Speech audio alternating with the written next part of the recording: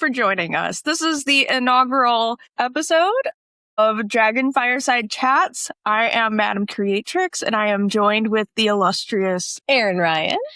And we're going to just talk about all the things that we're feeling, all the things that we are experiencing in our personal and our spiritual lives, our magical lives. And how this came about is the amount of times that we've gotten together, we've talked, and by the end of those conversations, we're like, we should have been recording this. So we're actually doing the thing that we keep saying over and over again.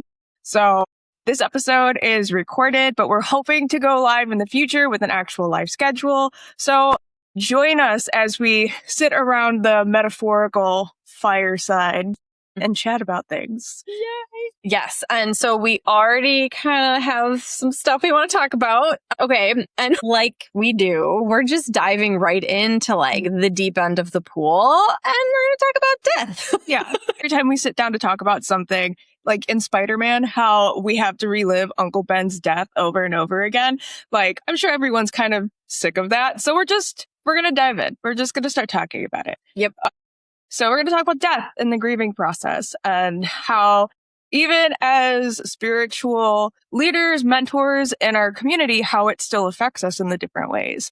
So at the beginning of summer, the end of spring, I lost a really close friend of mine. It was very sudden. And she not only was a friend, she was a mentor. She was a sister priestess to me. So that kicked off my summer, and it's really been kind of like the summer of grieving for myself. Yeah. And for me, well, I haven't experienced that. And this is a really interesting sort of segue too, is somebody I really looked up to and admired and really changed my life with her work. I didn't know her personally, but Carolyn Elliott just found out that she died by suicide like a week ago now. And so the way that affects us, right? Both for you, somebody that you personally loved and was in the spiritual community and taught you as well. And then for me, sort of being a little bit farther away from, in this case, Carolyn Elliott, who is the author of Existential Kink. For anyone who's not familiar, it's life-changing work. So it's very strange because when I found out that she had died, I didn't know at first that she had died by suicide. But regardless, I cried. I felt so affected by it. It's such a strange thing to not know somebody personally, but to be so affected by that, right? Mm-hmm. And then for you, the multidimensional nature of like the personal relationship, right? Learning from her and also kind of helping her with her own birthing of her own programs and things, right? Because it was like the Dark Goddess. Yeah, so she was on the journey. So for me, I met her through mutual friends. I met her through my friend Justine the Witch.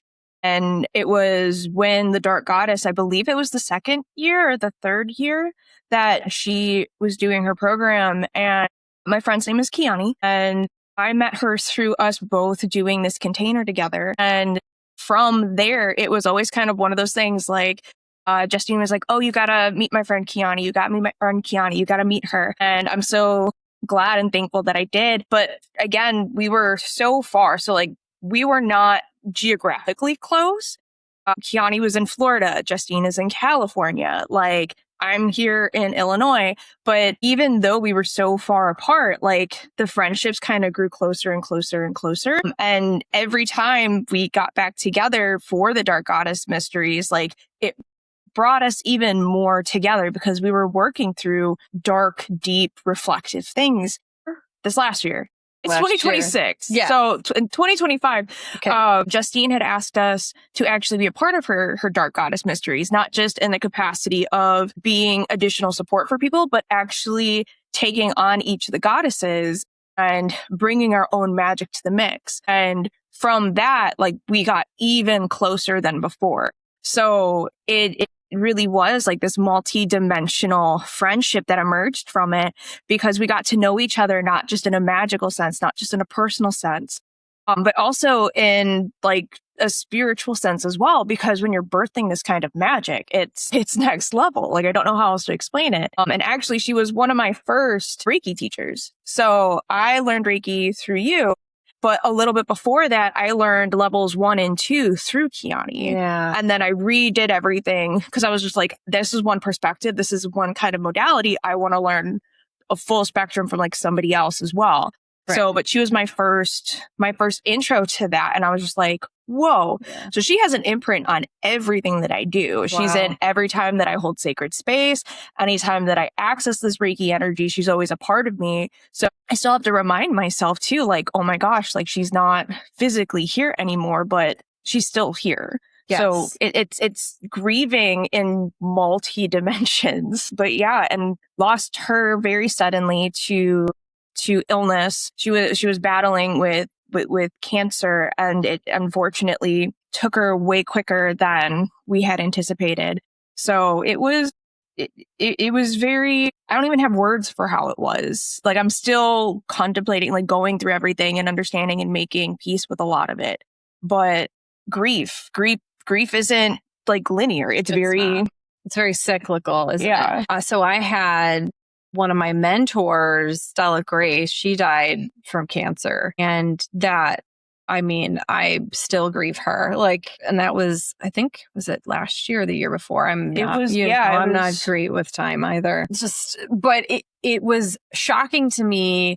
I had never met her in the flesh, right? Like I had worked with her intensively. I'd been in her group masterminds. I'd done a 4-month one-on-one intensive with her where she completely changed my life. And she was actually my doula for 5-element Dragon Fire Reiki, because she was the one who said, she was like, when we were working, she was like, Erin, like, why aren't you tapping into your Eastern medicine background? She's like, you have a master's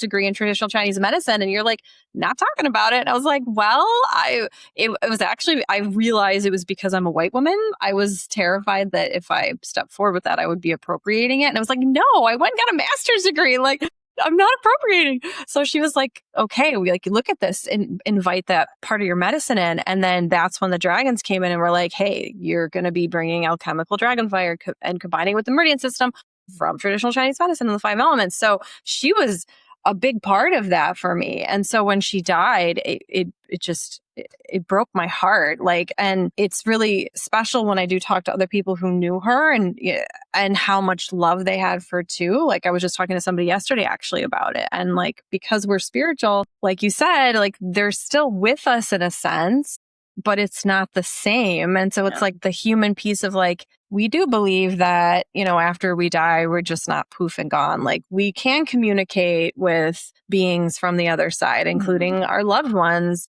It's just, it changes shape and form. And I almost find like it's a little confusing, at least for me. Yeah. And that's literally, that's the thing. It just, your love, your relationship changes the way that it happens. Like, just like we've got friends who we've maybe never met in person, but you talk to them through your cell phone, through video communication and things like that. This is now a relationship that is taking a new form. That doesn't mean the relationship ends. It just, now we have to find a new way to, and it can be really confusing. It can feel very, very challenging too, because it's all the emotions coming together. And there is that sense of like, is this really happening? Like, am I really seeing this? Am I really feeling this? Well, is this just my grief talking, or am I actually having that conversation with them in my dreams? And the fact, like 5-element Dragonfire Reiki, like, so Kiani was my first teacher. She did what was like a Shakti Reiki. So it brought together Usui, and then it was mostly trusting the body in the different ways that it shows up. So yes, you learn the different hand placements, but she was the one that first was like, yes, because the hand placements are here, you don't have to, like, you can go straight to where the source is without having to go through. If there's nothing wrong up here, why are you going to go up there? And she ushered a lot of that in. And it was great because I got married in September of 2025. And it was amazing because I got to bring all the different facets of my life together. So all of my online friends flew in, drove in. I had somebody fly in from Portugal that morning to come in and be there for my wedding. It was amazing. And I was like, I was there. Yes, you were there. You were there. Which is why I'm like, this is crazy, because my wedding, not only was it beautiful because I had all these different people coming together. We were celebrating the love that I have with my husband, but it was also, I was like, we're getting all these people together. We were about to launch the Dark Goddess Mysteries. And I was just like, why don't we do where it's like a descent where we kick off the Dark Goddess Mysteries in person and then everything else is online. So for one night, all the priestesses that came together that did the Dark Goddess series, we did a descent event. Naturally, because I'm insane, we did it 2 days before my actual wedding. Of course you did. But why would you do it any other way? And it's beautiful because the reason why I'm bringing this up was I was able to show and have Kiani experience 5-element Dragon Fire Reiki for the first time in person in that session. Because in that, all of us, so I'm a Reiki master teacher in 5EDFR and traditional Usui, but our friend Brandy from the Flourishing Fern, she was there, and she's also a Reiki master teacher in a couple different modalities. This was before Brandy started her 5EDFR journey. I love Brandy so much. Kiani was there with her Reiki. Yeah. So all three of us with all these different modalities were sharing Reiki with the individuals that were there. And at one point, I have this photo. We were administering Reiki, and I was standing at the front of the group, and I knew Kiani was kind of like off to the side from me. And with Reiki, your bodies just kind of move to however they need to, right? Right. And at one point, my hands were kind of like this, but outward. And I didn't realize that Kiani had moved closer to me, and our hands were literally like this. And somebody caught a photo of it, and it was beautiful. And afterwards, when we were like recapping everything, Kiani was like, what was that? And I was like, what was what? And she's like, the energy that was coming off you. She's like, I felt it coursing through my entire body. And she's like, I know that wasn't what I taught you. Where did that come from? I was like, oh, that's 5-element Dragon Fire Reiki. That's what that is. And even Brandy was just like, girl, like I felt that from across the room. And yeah, so being able to share that with someone that was my first teacher, who by great. the way wasn't like, why are you cheating on me with that teacher and lineage, right? Was like, what was that? That's so cool. I just want to bring that up. When she was also, when she was in this process of her health kind of declining, us priestesses got together again, and we were like, let's do a virtual Reiki share, but for Kiani. Yeah. And again, I was using 5EDFR on her while Brandy was using hers. And now Justine is a Reiki practitioner, but she's not like a master teacher. She mostly just does it for herself and for like her loved ones. So Justine was also there doing it. Right. But again, feeling the difference and how I was able to bring that to her as well. And that kind of was also what kickstarted branding me like, okay, I need to dive into this. What is this? But being able to share that with her, and it was mind blowing. So this is a long roundabout way of saying like how these things kind of weave and snake their way in between things, and they bridge together. Because even for that one moment, I had everybody that I loved and I knew in a single room with us. So like you were sitting at the table with Kiani, Brandy was at the table with Kiani, our friend Dawn was there with all of them, and like all in the same space was mind blowing. So when I think about things and I'm going through this grieving, I am so thankful that yes, even though it was my wedding and that's like my main focus of the day, that I was able to have everyone together and seeing the different facets and how it can all play out. Like, oh, yeah, that's so beautiful. And like the fact that we were there at the table, like breaking bread, together and just being in each other's energy. That's so beautiful. Like, I'm so glad that that's a very special thing. Right. Yeah. And so, yeah, I briefly got to meet her. I mean, she was lovely and beautiful, and that's just incredible. I'm just so glad that happened for you. I know. I'm like all the emotions going through my body right now. And it's moments like these too, when I talk about it, that my body finally is like, yes, we're still processing this. Like I feel it in my feet. I feel it in my womb space. I feel it all just tingling around. And it's moments like that. I'm like, yep, she's still here. Yep. She's still listening. Like, well, I know people, again, because, the spiritual community who know Stella, for instance, because Stella, I did have a personal connection with, and a lot of people did. And like Stella, I mean, she came to me. This happens to me whenever somebody that I care about and I'm close to dies. They always come to me in a dream afterwards. And she did. She came and it was fucking awesome because, you know, she's got this like black mane of hair and like her signature red lipstick. And she was like dressed to the nines and she was in this old pickup truck and she had a radio and she was so fierce. Like anybody who knows her, such a fierce, loving human, very dragon energy, like dragon mother.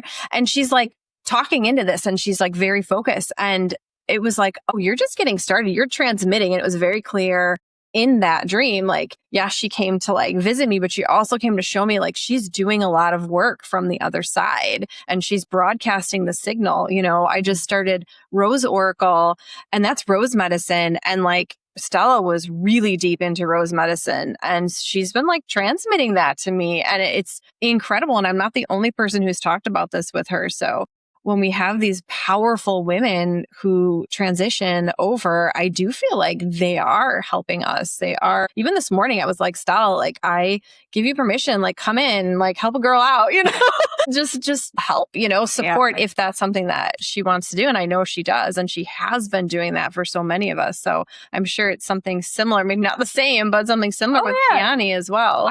When I hold circles, there's times where I can kind of feel her almost standing behind me, almost putting her hand on me, being like I'm here to support you. I'm here to add that extra layer of it. But funny, I actually have 2 of Stella's books. Like, and again, one of those things where I saw there was 2 books on the Magdalene and Mary Magdalene energy. And I was just like, oh my gosh. And it's not like light and fluffy. It's very like dark and very like the shadowy bits of it. And I was just like, okay, so I bought these books and I was like, okay. So I was following her online for a bit. And then I went dark and I was like, oh, okay. Like, didn't think anything of it. And then I realized like, wait, you follow her. Oh, wait, this person knows. So it was, again, one of those weird like happenstances of how the web connects. So I didn't know her personally. I have her books, but like, again, it was something that's like, oh my gosh, like I felt like I was just getting started in this journey. And then so well, she's like one of those where there's just nobody like her. There never will be again. Mm-hmm. Like I remember, you know, when you go into the online space and like you're flooded, you're inundated. I remember when I first saw her profile pop up, I don't even know how. I was like, who is that? Like her energy, her fate, like so striking, like everything about her. And I was like, I need to pay attention to this person and the transmissions in her posts. Like it's just, it cut through everything else. And it's just, there's nobody like her. There never will be again. And it's just like, oh, it's just so hard because these like women are young. Kiani is young. Stella was young. Kellen Elliott is young. She has 2 small children. Kiani, I know, has children too, right? So I think 2 kids. So it's like, it's so tragic and it's hard for my human part, even being so spiritual and having like a more, you know, I would like to think expansive viewpoint of things. It's hard for my human to be like, what the fuck? Like, you know, like why? It's just rough. And when Kiani was here with me in person, that was the first time that I met her in person. Wow. Everything else had been, I call them my pocket witches. Yeah. Because a majority of them, which to me is hilarious because your whole life you're told don't meet strangers on the internet. Don't meet strangers on the internet.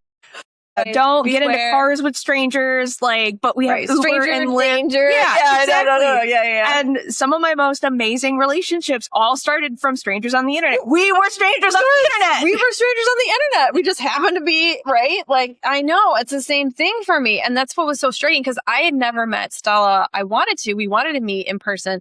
I never met her in person. And it was like, this person that I never actually technically met has such a powerful, like, I've had people like family members die and I have had less of a mourning process. Like that's how impactful she was and is and continues to be. And I know for Kiani, it's the same thing. So I'm so happy you were able to meet her in person and hug her and like look her in the eyes and be like, you're amazing. It was, especially such a special day for your wedding. My wedding, and she was able to come and see the shop. She was able to see, and I remember she took a picture of, so when I did my Reiki, I think it was round 2 with her, level 2 with her, she had sent me these selenite chimes. So like there are these big cylindrical selenite sticks.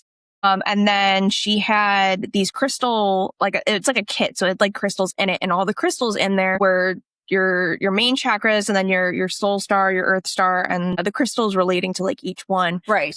And I have them to this day. Like they're still in my parlor, but they were in my parlor then. And I had them lined up on the front. And I remember her taking a picture and posting it and being like, my Reiki student has her stuff right there front and center in everything that she does. And this makes me so happy. Oh. And I was just like, yeah. And you don't realize it, unfortunately, until sometime, like when these people are gone, when you don't have a chance to talk to them, how much they are in their lives. Like the notes that she had sent me with that, I have them up on my board. Her crystals I have in my parlor, and even in my new, like that was my parlor back when I was in my first place. But now the new parlor, I still have all of her stuff there. Like, and I remember when I found out, which I knew beforehand, like I knew she was no longer earthside with us. It was just kind of like waiting for that confirmation from the outside to be like, okay. Right. But I remember I found out, and I was supposed to be facilitating like a community night, and I found out, and then I was just like, okay, so I was outside and I was crying, and I was like calling the people that I needed to call at the time to like let them know like this had just happened. And one of the things I did afterwards, my husband came to meet me, and he was just like, we need to go grab your stuff. Like you can't be here tonight. You need to come home. You need to, you need to mourn, Yeah. And I remember being in the parlor and grabbing all of my stuff so I can go home. And that was one of the things I grabbed. I grabbed my crystals from Kiani and was like, I need these. I need these close to me here. And I did. I stuck with them on my nightside table for, I don't remember how long it was, until I finally was like, okay, I can bring these back to the parlor. Like, and I think that's hard too, is when you're mourning and you don't have something physical to go to for that grief, for that thing. So for me, it was, I need the things that were closest that I have that represent her. So I had her cards. I had the crystals that she gave me at my bedside table. And that, I think that's the hardest thing, is when something physical is no longer physical and we need something to kind of center that focus. That's the hardest part, being human in grief. Yeah. Like the physicality of everything, of actually holding the person, hugging the person, and not being able to do that. Like, yeah, absolutely. Well, and it was crazy too, because with Stella, we just stopped hearing from her. We didn't even know that she had passed at first, but I had this feeling in my body, and I knew that she wasn't doing well physically. And I was just like, oh my God, I think she has transitioned, but I was in such a state of shock. And so finally we did find out, but like we saw people online being like, where's Stella? Like people were noticing. That. Yeah. I remember that. We were concerned. And so we started talking to each other about it. And finally we got a hold of somebody, because she wasn't really close. I think she was close enough, at least with her dad, but like none of those people in her life were connected to her sort of online presence, really. And her profile is still there, which I love, because every so often somebody will go and they'll like comment on one of her posts, and when that happens, it pops back up, yeah. Right? And so you'll start to see like a bunch of Stella posts, and it's beautiful. And then I have all the Voxer messages from when I was in my one-on-one mentorship with her. So that's really special to me, that like I can hear her voice again, and her wisdom, and her programs on Facebook. Her website's down, but her Facebook, I was in some of her programs. Those groups are still up. So like the other day I was in one of them, and being like, oh, this medicine, like this woman, it's not just the medicine she brought, but just who she was. Like that was medicine. And so, yeah, like you're absolutely right with it. I don't have anything like physical of hers, but I do have the audio. I do have the video, things like that. I do that too. Like I'll go back and I'll look at the messages that we did. We didn't do a whole lot of voice note, but the back and forth, the sharing of the random memes back and forth with each other, and looking at like our Instagram, our Facebook, like the group messages that we had. And now part of what we're trying to figure out the best way to go forward with is how to preserve her legacy. Because she created a whole part of this container that we did, and she did a guided meditation with it. She did this beautiful workbook. And even though the container itself is evolving, we're trying to figure out what is the right way to preserve what magic she did birth through this, and how we can continue moving it forward in a way that is honoring her and honoring the messages and the things that she brought through from that. And I too have had dreams with her. And part of that is in the dream, I see us still doing the work, but every time that we're doing it, it's not like she's missing. It's no, she's there with us, but in a different capacity.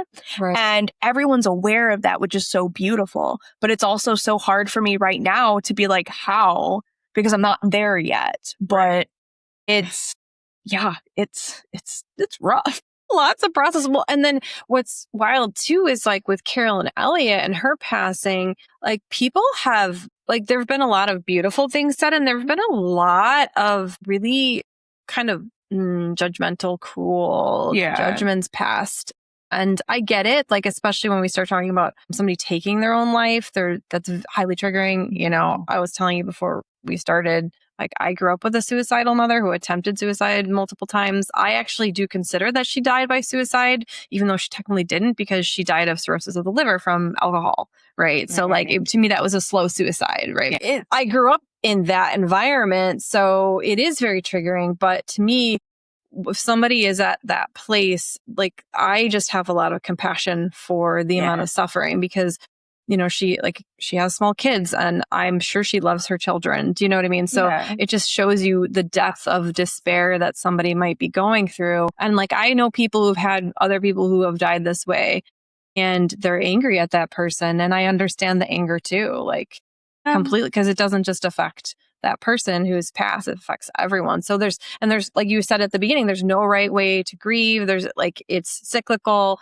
like we get to move through it however we need to. But I think the thing that upsets me most of all, especially with the spiritual community, is the dehumanizing of people, especially if you have a big following. Carol and Elliot had a big following. She was really well known. And so to see that, to me, that's deeply upsetting. Or like people using it as a marketing tactic, right? Like, I've seen a lot of that, and not just with people's deaths, like other things, like I remember something around the Epstein files too, like taking the Epstein files and then using it in your marketing. Using it as a marketing, or using it as a way to like twist it into getting clients, having people pay out, like marketing off of other people's suffering is just, I can't, like that. The anger, the dragon wants to come out at that point and like tear everything down. Like, we're burning it all down. This is we're starting from scratch. We've gotten too far out of it. But no, like, and I feel like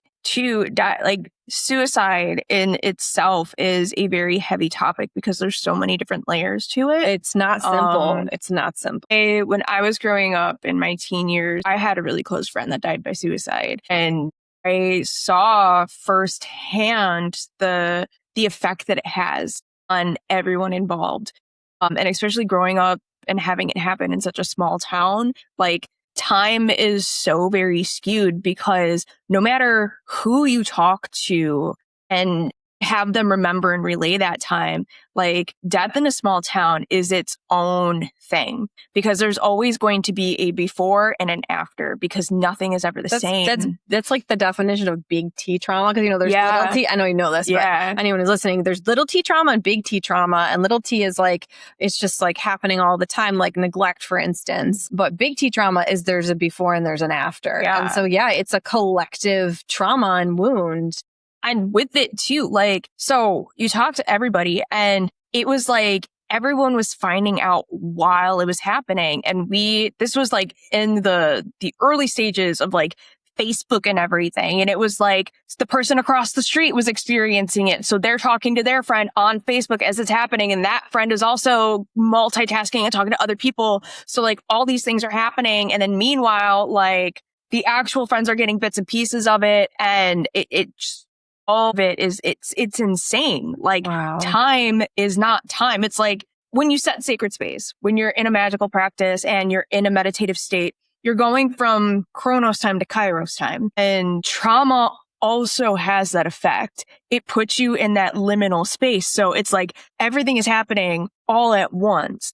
And it's insane to me. Like trying to get a timeline of events has been like, even to this day, when I look back in all those many, many years, like I look and I see how the ripple started. But ever since, I've been very passionate about mental health care and bringing awareness to those who've died by suicide, bringing up awareness on how to care for things like that. And not everything's the same. And yes, there's still a lot of taboo around, there's still a lot of stigma around it. And even after I lost my friend when I was growing up, like there was a lot of that even back then. It was an assassination on the character. It was, oh, well, I'm going to say that they're this or they're that. And like, they never truly they never knew them. Right. Like, and even after death, they completely painted this picture of who they were, but that's not who they were. Right. And I am so thankful and grateful that I got to be so close to their family, because I got to see what grieving, not to say like, I'm glad I got to see these people in pain. No, but how they handled it, how they chose to grieve them. And we're very passionate about, no, we're going to remember who they were and how they chose to live their life. And we're not going to just focus on how they decided to leave, how they wanted to end that. And that's beautiful. Every year we would get together on their angelversary and their birthdays. And it was the same. We would play their favorite movies. We'd listen to their favorite songs. We'd tell their stories of like our favorite memories about them. And it made us very close knit, because while we came together from this big traumatic event that all of us experienced, we also had a lot of very deep friendships that came from that, because we understood that. And it's not one size fits all. And that's just one form of grieving. Grieving can take in so many forms. Like there's times where you can feel relief that there's going to be a lot about that. Like relief that they're not in pain anymore. I have like something relief, to say about that too. Like relief that like whatever anger, whatever pain was there, that like it's not there anymore. But like also this weird toxic cycle. When I talk to my clients, like someone that has been taking care of somebody that has been sick and ill for so long. Yes. And there's the shame that builds up about that relief that they can feel that it's not there anymore, that they don't have, like the person isn't suffering, but also that it's one less thing now that they have to do. That's part of the grieving cycle. Like you're going to experience emotions that you're like, this is inappropriate. Is it though? Like, yeah. When my mother passed, I felt relief, because I knew she had been so not just unhappy, she was suffering so much because of like, she had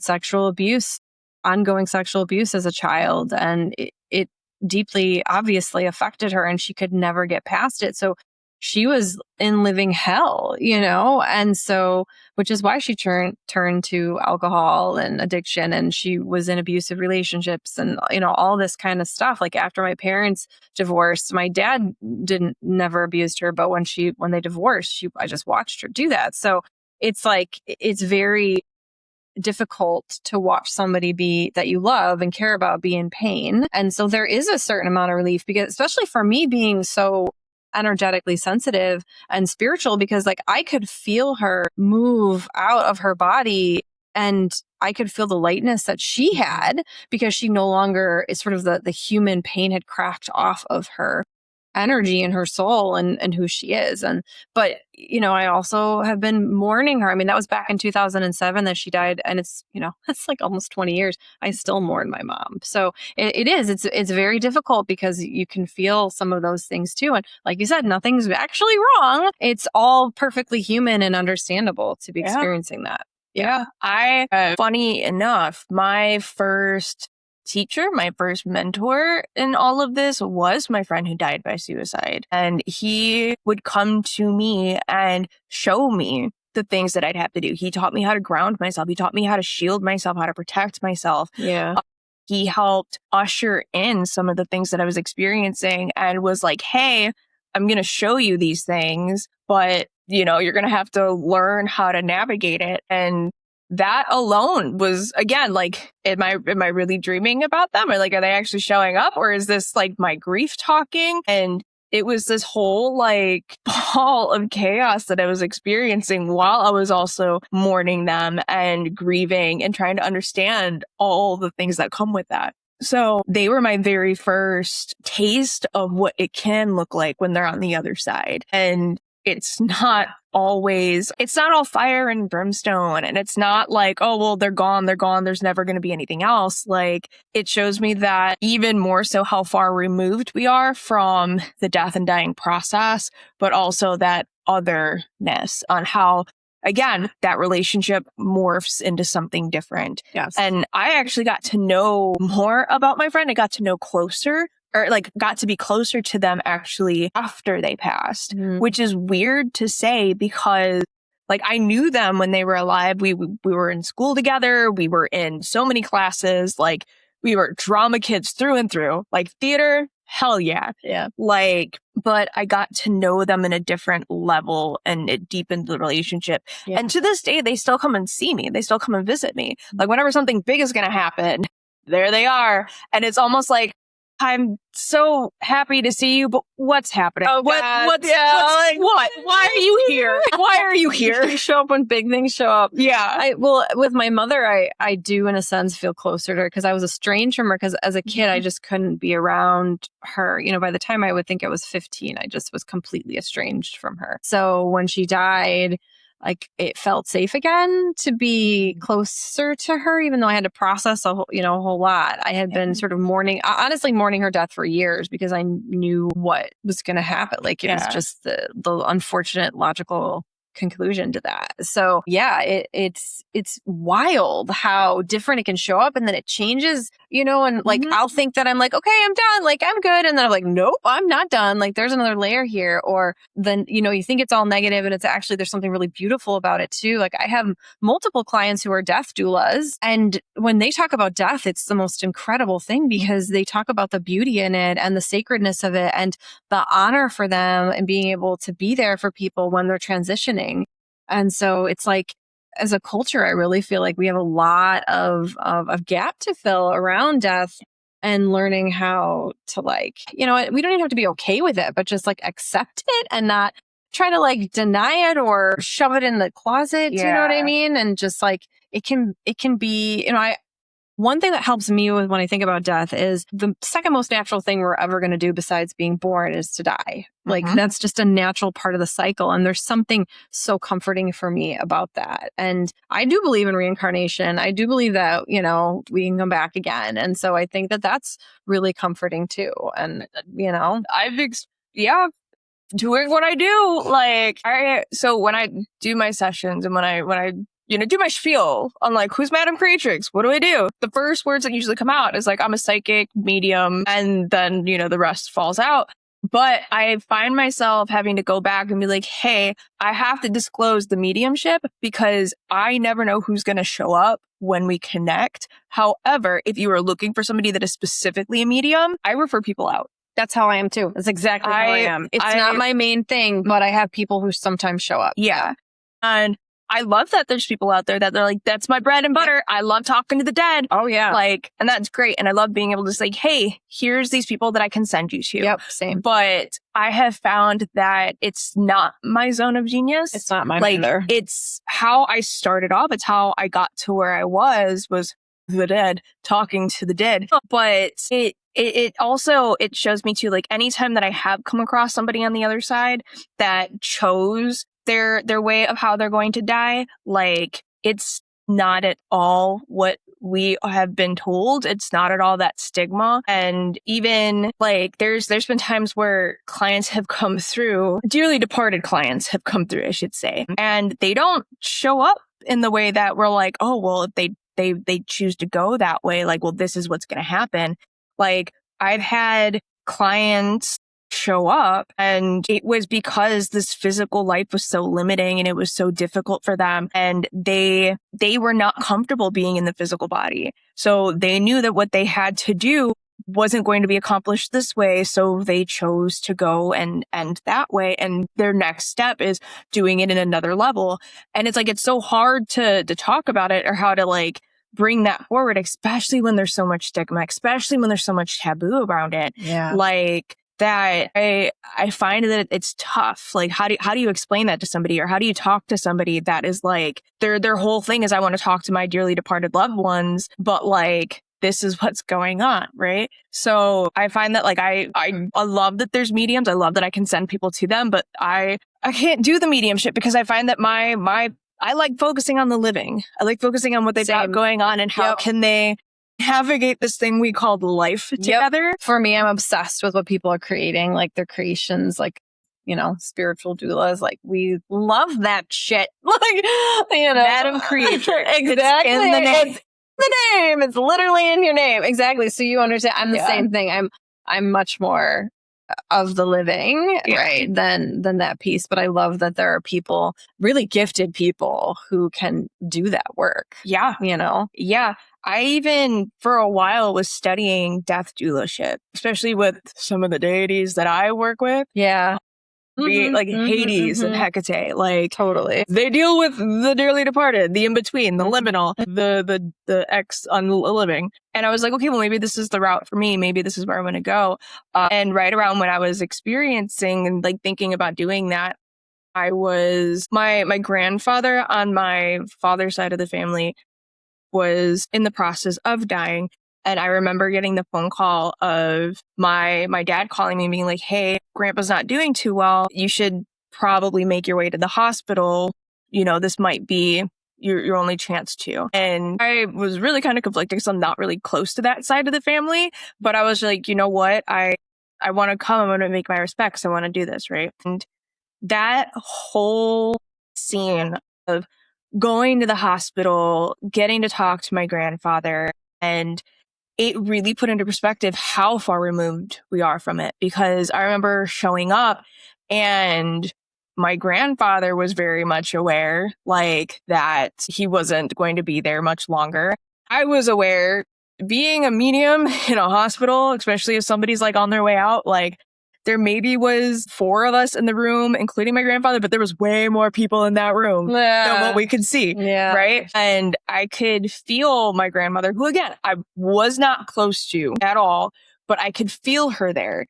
And not being able to like explain that, because this is that side of the family that we just don't, we don't talk about that stuff. But so we don't talk about Bruno. Yeah, we don't talk about Bruno. We don't talk about Bruno. We don't talk about Bruno. Even though Bruno's in the room, Bruno's staring you in the face. We don't talk about Bruno. Literally in the walls, but it's fine. Yeah. And they just kept saying, like, when it happens. But then there are some people that are like, oh no, it's fine. It's not going to happen. And I remember asking my mom, I'm like, they do realize that he's not going to be here much longer, right? Mm-hmm. They realize that he's not going to get better. And even when it looks like he's going to get better, it's his body's last rally. Like, that usually means that it's not much time. Yes. And my mom was like, I think they know, but they just don't want to, you know, say it or come to terms with that. I'm like, okay, because it's really important that all of you guys realize this, or else it's going to be really freaking hard moving forward. And I remember sitting and talking with my grandfather, and my dad was like, okay, we're talking about our favorite memories with Grandpa. And I'm like experiencing so much right now. I'm around a bunch of people that I usually feel like on edge around. Sure. So there's that. I'm in a hospital room where there's tons of dearly departed around, and also trying to be like, not, you know, Bruno's everywhere. And my grandfather is in the bed, like, he's in this process. Right. And a weird moment happened for me where my gifts started to kind of trigger in a different way. So I was thinking about a memory, or trying to come up with a memory that, like, I was like, okay, let's talk about this memory or think about this memory. But when you're put on the spot, all of a sudden it's just like, I have no idea who I am. I have no idea what my history is. But I started seeing memories, and I started seeing memories that I was just like, I remember playing handball in the front of my grandparents' house. I remember walking to the little store and getting pumpkin seeds with Grandpa. And then I realized, why am I looking at myself? These aren't my memories. These are Grandpa's memories that I'm seeing. So I was like, okay, I'm just going to take a shot in the dark. I'm like, you know what? My favorite memory is us standing in front of the house, and we were playing handball, and Grandpa teaching us how to play handball. And then afterwards getting to go and walk to the little store and getting pumpkin seeds And my grandfather just looked at me and his eyes started to well up. And he was just like, that's exactly what I was going to say. And I was just like, fuck. Like, of course. Yeah. So he started tearing up. Yeah. And then afterwards, because it was at that point, it was hard for him to talk, you know? So he started welling up and he started saying, like, I realized that we weren't always there, your grandmother and I. And I realized that we probably should have been there more for you than we were. And he was trying to get these words out. And my family were like, oh no, what are you talking about? You were a great grandfather. You're amazing. Like, and I wanted to be at that point to be like, shut the fuck up. This man's trying to speak. Like, this man is trying to speak his truth right now. These are things that have been weighing on his heart. But every time he tried to do that, it was like they were talking over him or, oh, what are you talking about? You're not going anywhere. Like, because it was uncomfortable. Yes. It's confronting, just like death is uncomfortable and confronting. Yes. Yeah. And deep emotion like that. The rest of the message that came through wasn't something that he was able to speak out loud, right? But I was able to get the rest of that message. Yes. I was able to feel it and I was able to see it and I was able to look at him and just kind of like hold his hand and give him like a nice little squeeze to be like, I understand. Like and I was able to tell him like, I'm thankful for all the things that you've done. I'm thankful for the memories that you gave us. And I totally understand we do the best with what we feel at that time, right? And I knew, and that was the other thing too. I showed up to the hospital and I was like, I know this is the last time I'm probably going to see this man. Yeah. So I got all fancy. I wore a really nice dress. I wore my waterproof mascara because I was like, I know I'm going to cry. Like, I'm going to cry. And like, I made sure my hair was nice. And he looked at me, he's like, well, who's the pretty lady? Because everyone else was just like ratty clothes, like the comfiest. And I was like, no, this is a sacred moment. This is something that I want him to feel good. I want him to see me and go, okay, like fancy, we're doing this. Like, and it was very, very telling. Like nobody wanted to say it. Nobody wanted to admit it. And it really put a lot of things in perspective for me. Like, so, but I realized too that that is heavy work. And where I'm at in my life right now, especially going through this grieving process right now, I need some time before I can get to that point. But I don't think it's not out of the realms of possibility for you. Well, I mean, another thing that you can add to your toolbox. Yeah. I mean, I got to say goodbye to my mother. She was not verbal by the time I was able to see her, but I did see her on her deathbed. I got to tell her I love her. She said my name. She was able to say my name and that was it. So she knew I was there. And that was really powerful to be able to say goodbye to her, especially having not seen her for many years. Like it was like, that was a gift to be able to do that. But it was hard. And I remember telling her, I'm like, if you need to let go, like it's okay to let go. Versus my dad, when my dad died, it was like unexpected, right? He was outside, he was doing yard work. He came inside, boom, down in the kitchen. And apparently that was that. One of my brothers called me and told me that they were taking him, to the hospital. But, I think he said like he stopped breathing or something like that, but he did not say that he passed. Well, by the time I got to the ER and then I saw his then girlfriend of like, oh my gosh, over a decade, right? They'd been together forever. They were practically married. She was like, ran up and gave me a hug and then started talking about him being like passed. And I was like, wait, what? He passed? Nobody told me. Nobody actually told me that. Like when I was on the phone with my brother, I didn't know for sure. So then I got to go see him. I got to see his body before we left. And it was wild. I am glad, to the point of what you were saying with the physical piece, I am glad that I did see him. Especially right after it happened, because he still looked like him, versus when we did the wake, we did do an open casket because like my sister was she's down south and she had none of that. She didn't get to see him in the ER. So we did that. And I know that was mainly it was for her. It was for other people too, of course, but she needed that. So it's just like, they don't look the same. And they don't look the same. But I also think too, that it's also a feeling, that might look like my loved one, but it doesn't feel like my loved one. There's that helps the mind. Yeah, the mind goes, oh, okay.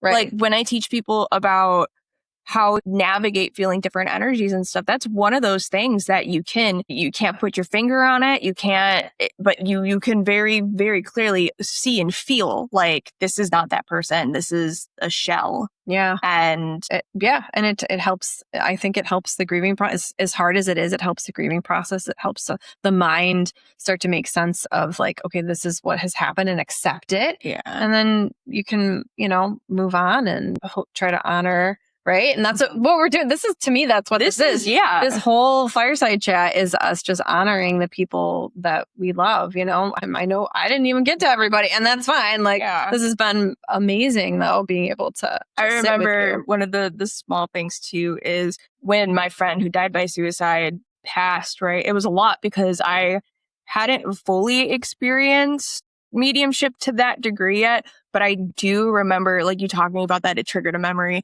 of us standing in the funeral home and walking up, and they did an open casket, right? Okay. But getting to the casket, I was with my good friend Jess at the time, and we got to the casket, and again, part of like the inappropriate thoughts that go through your head, like sitting here and going, "Oh, that makeup job." And I laughed at my mom's funeral because the priest was talking about her as though he knew her. He'd just met her and was saying ridiculous things. Like at one point he was like, and God's lubricant is laughter. I'm like, did you have to use the word lubricant? What? So we're literally like, you don't actually, when he talked about her, I'm like, you clearly don't know her. Cause it was very like, it just was not, you didn't know her. It's a thing you would say at a funeral because you think you're supposed to say it. Right.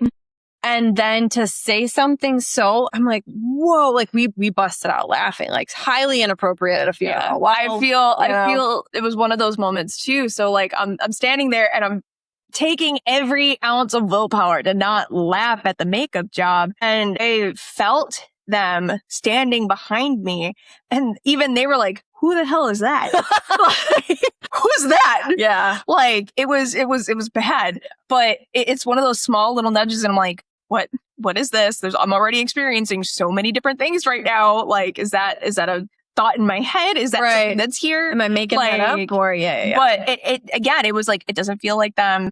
The makeup didn't help. It really didn't look like them either. But like, it's okay to let these other things happen because that's what's part of being human. Yeah. Like, it doesn't have to be the end. It doesn't have to, like, in any way, really. It's transformation. Yeah. Yeah. All the way, all the different transformations. There's deep medicine in it too. Like when somebody you love dies, like there is deep medicine there as much as there is pain, but it cracks you open, and it shows you your values too, like what's really important to you, and how much we get distracted with like really petty things, right? Like myself included, like we're all human. So it kind of brings us back to center, and like, what do you value? What's important to you? What are you really here for? And then you get to focus and go do that if you choose. There was a story, and I know we're getting close on time, but kind of like a last thing. There's a story that I read in my English class when I was in high school called Mask of the Red Death. And it's the story about these people at a ball, and every time the clock strikes a number, everything just kind of stops.